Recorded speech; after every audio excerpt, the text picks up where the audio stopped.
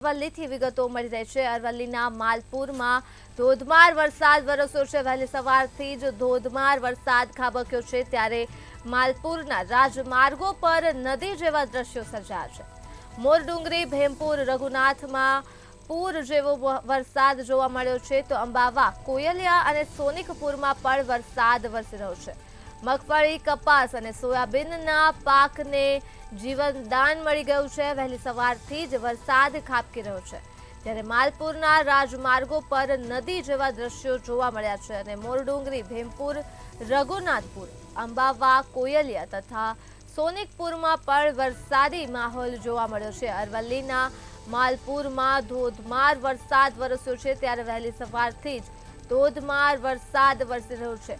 માલપુરના રાજમાર્ગો પર નદી જેવા દ્રશ્યો સર્જાયા છે, ત્યારે મોરડુંગરી, ભેમપુર, રઘુનાથ સાથે જ અંબાવા, કોયલિયા, સોનિકપુરમાં પણ વરસાદ વરસ્યો છે। આ મુદ્દે જ આપણી સાથે સંવાદદાતા મહેશ જોડાઈ ચૂક્યા છે।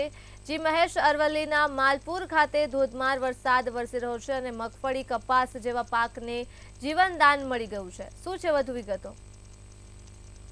બિલકુલ ધર્મની વાત કરવામાં આવે તો અરવલ્લી જિલ્લાના માલપુર પંથકમાં ધોધમાર વરસાદ વરસ્યો હતો। વરસાદી વિરામ બાદ વરસાદ વરસતા અસહ્ય ઉકળાટ અને બફારાથી લોકોએ રાહત મેળવી હતી। સોનિકપુર, રઘુનાથપુરા, અંબાવા, કોયલિયા સહિતના વિસ્તારમાં વરસાદ વરસ્યો હતો। વરસાદ વરસતાની સાથે જ જે ખેતી પાક હતો તેને જીવતદાન મળ્યું હતું અને લોકોએ બફારાથી રાહત મેળવી છે।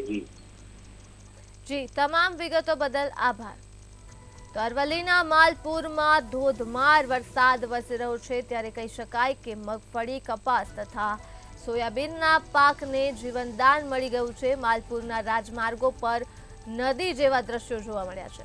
મોરડુંગરી, ભેમપુર, રઘુનાથપુરમાં ફેરવાઈ ગયા છે, તો અંબાવા, કોયલિયા તથા સોનિકપુરમાં પણ વરસાદના દ્રશ્યો જોવા મળ્યા છે। અરવલ્લીના માલપુરમાં ધોધમાર વરસાદ વરસી રહ્યો છે અને વહેલી સવારથી જ ધોધમાર વરસાદ ખાબકી રહ્યો છે। માલપુરના રાજમાર્ગો પર નદી જેવા દ્રશ્યો જોવા મળ્યા છે, ત્યારે મોરડુંગરી, ભેમપુર, રઘુનાથપુરમાં આ સાથે જ અંબાવા, કોયલિયા તથા સોનિકપુરમાં પણ વરસાદ વરસી રહ્યો છે, તો મગફળી, કપાસ અને સોયાબીનના પાકને જીવનદાન મળી ગયું છે।